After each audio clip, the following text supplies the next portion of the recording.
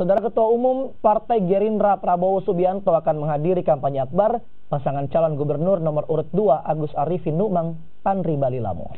Selain itu, Saudara Prabowo juga direncanakan memimpin rapat koordinasi Gerindra di Sulawesi Selatan. Kepastian kehadiran Ketua Umum Partai Gerindra Prabowo Subianto disampaikan oleh Ketua DPD Gerindra Sulsel Idris Manggabarani. Prabowo dijadwalkan akan memimpin rapat koordinasi Gerindra Sulsel dan memberikan pembekalan bagi caleg dari Partai Gerindra.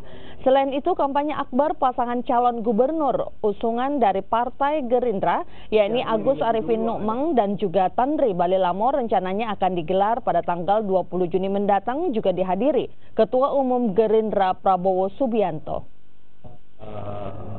Idul Fitri, ya, itu terlebih dahulu dilakukan. Pada saat setelah selesai halal bihalal, langsung masuk kepada rapat koordinasi DPP dan DPD. Jadi DPP dan DPD, dan dihadiri langsung oleh, ini pertama kali buat Sulawesi Selatan, rapat koordinasinya langsung dipimpin oleh ketua umumnya, ya.